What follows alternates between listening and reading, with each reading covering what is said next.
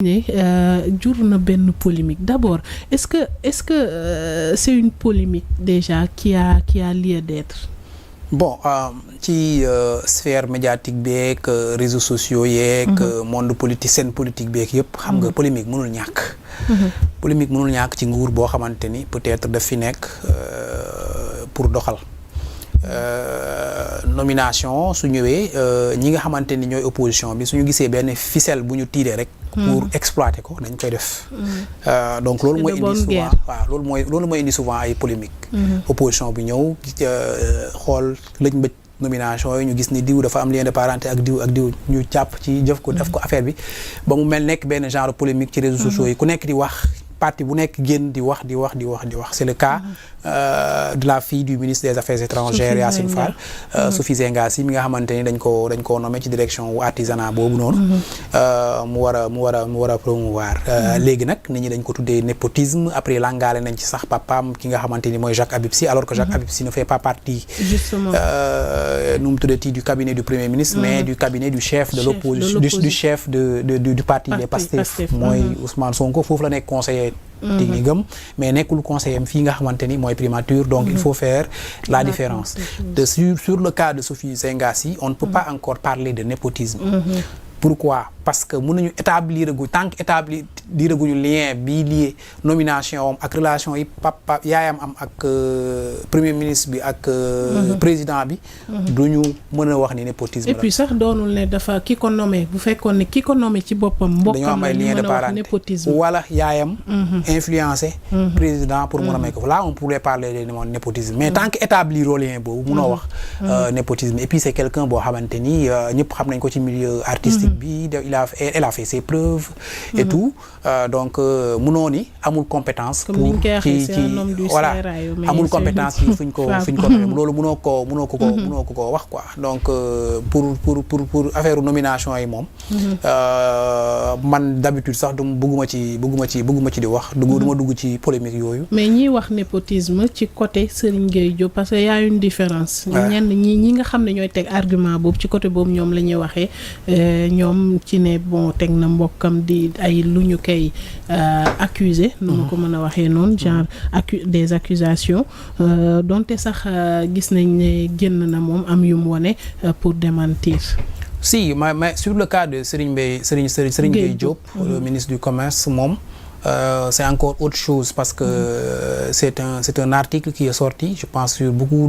de médias yi wax ni directeur de cabinet am ak chargé de communication am waa këram la ca def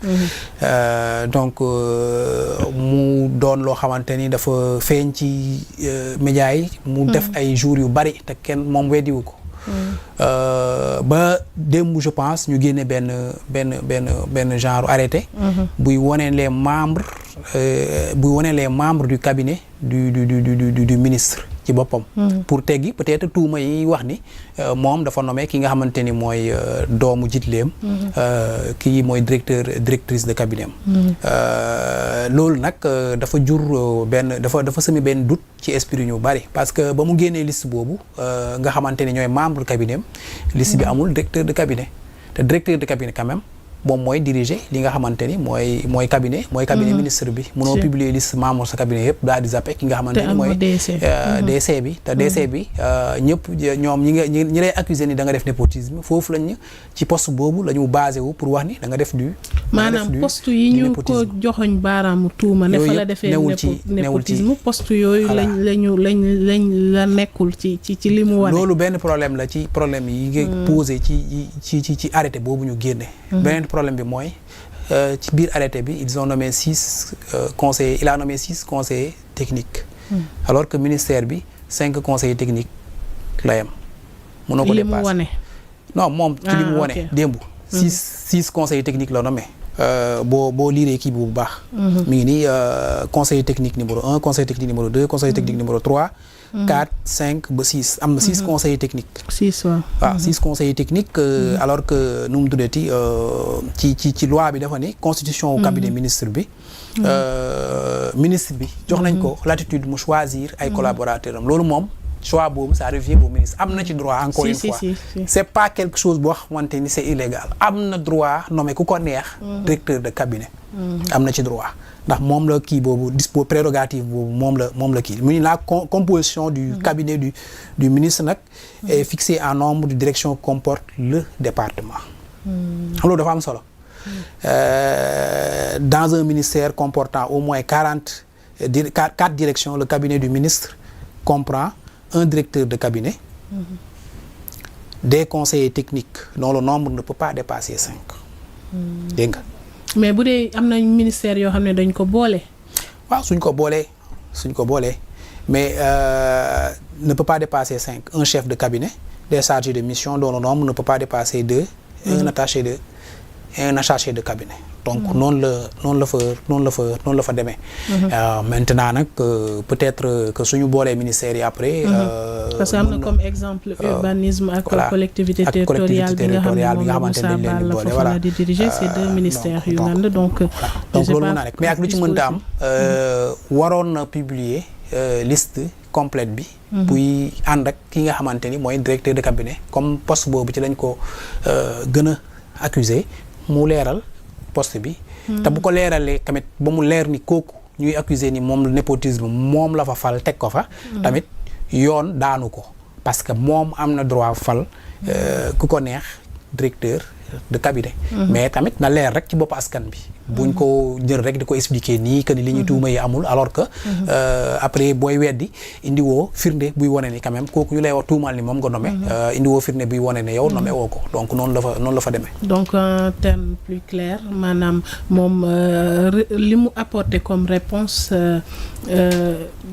leer doon na complète su fekkoon am na turu. directeur de cabinet bi. waaw maanaam poste yi nga xam ne moom lañ ko jiiñ ne ko ne foofu la kii ne poste yooyu ba muy publier poste newul ci arrêté bi nga xamante ni moom arrêté baa ngi nii. arrêté bi dafa ni sont nommés membres du cabinet du ministre de l'industrie et du commerce. conseiller technique numéro 1 Ndeye Yacine Gningue, conseiller technique numéro 2 Abdoulaye Sène, conseiller technique numéro 3 Ndiol Gaye Sène,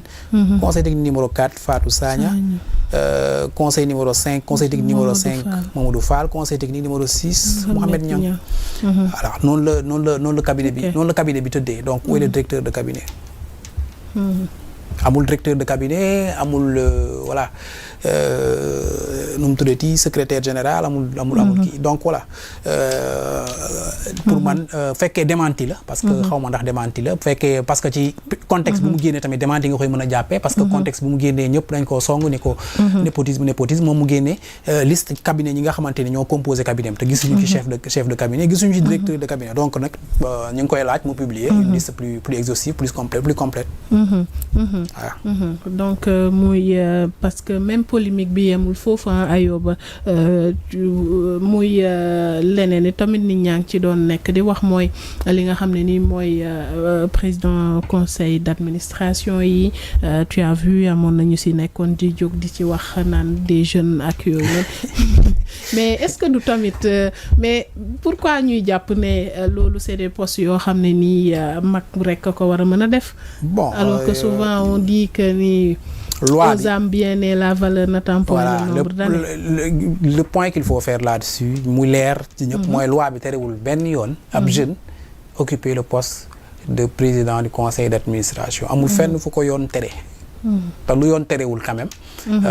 bu ko nit ñi def après ñeneen di casse tout simplement parce que voilà ay personnes yu am un certain âge ñoo tàmm di occuper poste yooyu léegi ñu def ci benn jeune nit ñi wër di casse naan jeunes yi war ñoo occuper poste yooyu ça me pose un problème nañ bàyyi dañ ko wekk ci ay compétences plutôt que sur l'âge ak résultat yi waaw ak résultat yi ñuy xaar ci ñoom parce que après dañ lay nommer ci benn poste fixer ay objectifs nga war a atteindre ces objectifs war a def résultat après nit ñi ci résultats yi dañ lay évaluer mais non que yow at yi nga am waruñu la woon teg fii ci waroon nañ laa nommer feneen fu dul fii wala voilà tu es très jeune pour occuper ce poste là loolu amul donc nañu man idée boobu laa am ci li nga xamante ni mooy nomination yi nga xamante ni PCA yi ñu ci nommé te ñu jàpp ni dañoo jeune trop pour ñu nommer leen je pense que argument yi ñuy teg c'est pas valable. Est-ce que du tamit comme ñeneen ñi lan ngay tontu tey ci ñeneen ñuy génn di wax ne dañu war a am benn encadrement du pouvoir de nomination du chef de l'État. Encadrement du pouvoir de nomination du chef de l'État. Bon, constitution bi moo ko jox prérogative yooyu. C'est lui qui nomme aux emplois civils et militaires. Encadrement weesuwul voix yi ñu ko jox. pour élire ko président de la République. Donc c'est le peuple qui encadre. Peuple bi moo ko wóolu teg ko fi et puis moom je pense que du nommer rek. ci teeyu bakkanam. Il a une équipe de conseillers. Il a un premier ministre. dañ ciy waxtaan balaa nomination yooyu di am. Mais le dernier mot quand même revient au président parce que prérogative bi ci constitution bi moom la ko jox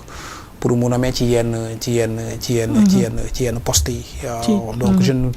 sais pas nag comment on entend encadrer cette prérogative là président bi am pour nommer aux emplois civils et militaires, sachant que moom faudra ñu revoir les pouvoirs du président de la République bu fekkee dañoo bëgg que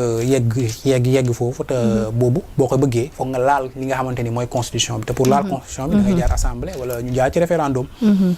Donc noonu la demee. noonu la demee est-ce que du finalement li ñu war a xaar ci ñooñu mooy l'essentiel mooy les résultats et que comme ñu doon brandir des choses comme si que ni dañu waxoon appel à candidature mais aussi tamit Ayoba est-ce que xel tamit mënul nangu ne ñi nga wóolu ñoom ngay liggéeyal. ñi nga wóoru ñoom ngay liggéeyal certes mais xam nga appel à candidature bi xam nga du man du yow ñoo ko proposé woon ñoom ñoo ko proposé woon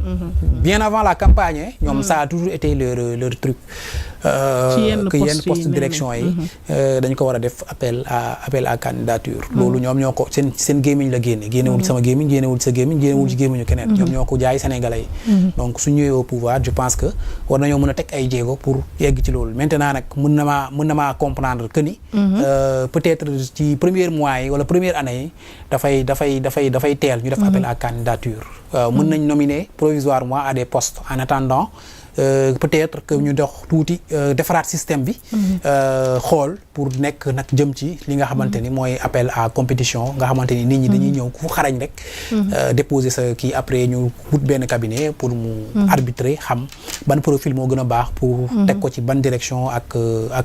ban direction loolu doon naa ko mën a comprendre mais loolu dafay ànd ak li nga xamante ni tamit mooy communication expliquer askan bi parce que askan bi mënoo leen wax ni da ngay def appel à candidature nga ñëw boobu ba léegi bi nga toogee dafa appel à candidature te waxoo leen ci dara donc nag loolu man loolu laa wax d'accord naa ci ñu nominé